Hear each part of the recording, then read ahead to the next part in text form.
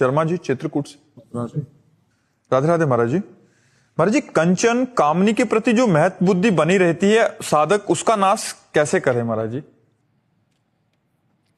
यही महत्व बुद्धि जब प्रभु में होती है, भगवान में होती है, परमात्मा में होती है, तो ये नष्ट हो जाती है। जब तक परमात्मा में महत्व बुद्धि नहीं होती तब तक भोगों में महत्व बुद्धि बनी रहती है।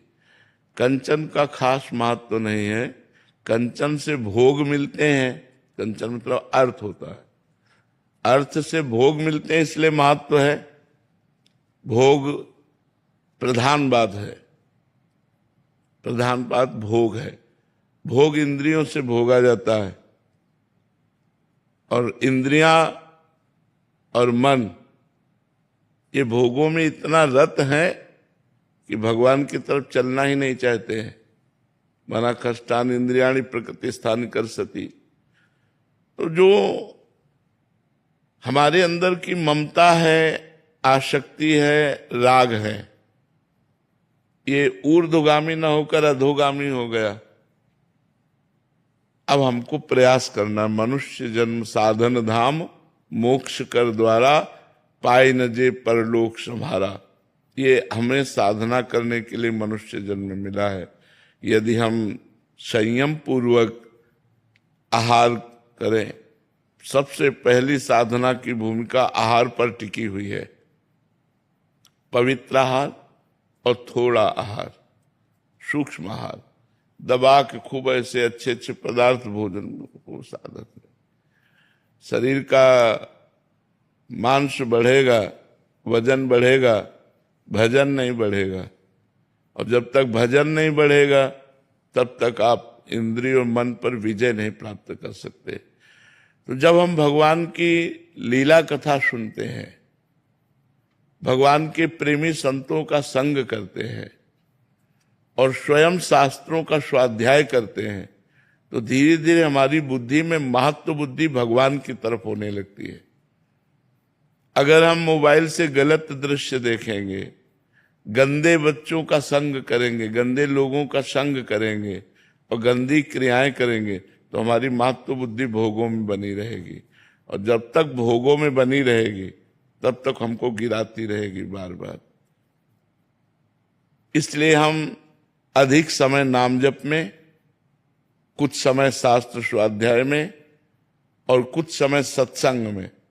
रोज हम संतों के पास नहीं पहुंच पाते तो मोबाइल है, मोबाइल से सत्संग चयन करो महापुरुषों के, साधारण मनोरंजन वाले नहीं, महापुरुषों के वचनों को श्रवण करो और श्रवण करके मनन करो और उसके अनुसार फिर देखो कि आपकी चित्तवृत्ति प्रभु में कितनी लग रही और संसार में कितनी लग रही।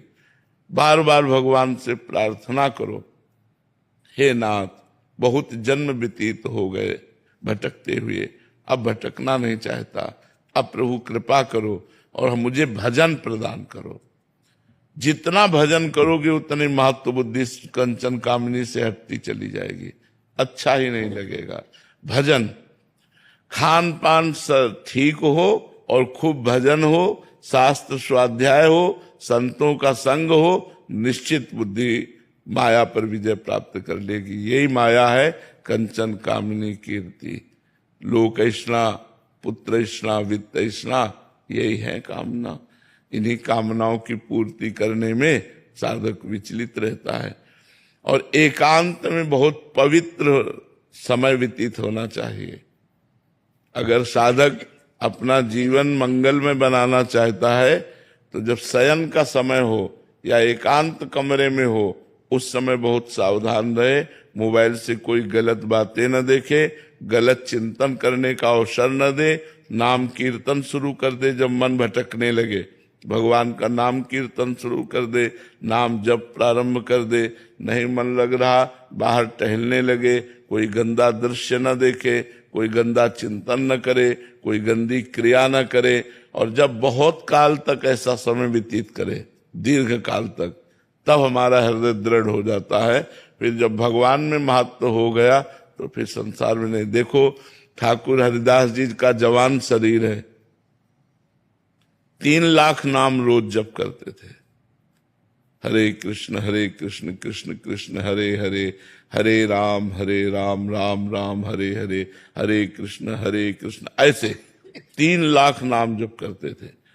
तो एक धनी मानी पुरुष वहां से निकला तो ठाकुर हरिदास जी का चेहरा चमक रहा था भजन के प्रताप से। तो कहा तुम इसको भ्रष्ट कर सकती हो। तो उनका वैश्या संघ में थी, तो उसने कहा इसको तो देर नहीं लगेगी। तो उनका तुम भ्रष्ट करो, जितना तुम रुपया कहोगे उतना देंगी। वो श्रृंगार करके उनके पास एकांत कुटिया जंगल में वो बैठ गई।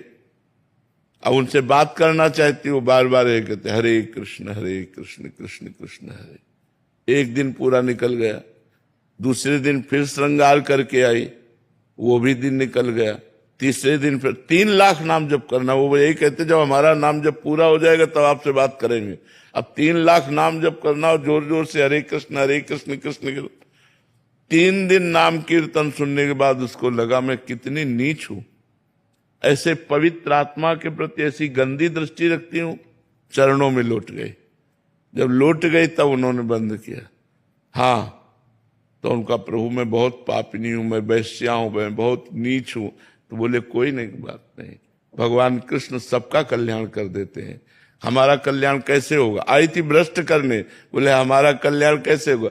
बोले कृष्ण कृष्ण जपो, हरे कृष्ण जपो। वो वहीं कुटिया में बैठ करके भगवान नाम करने लगी। उस कुटिया को भी छोड़ दिया उन्होंने और कुछ नहीं बिगड़ा।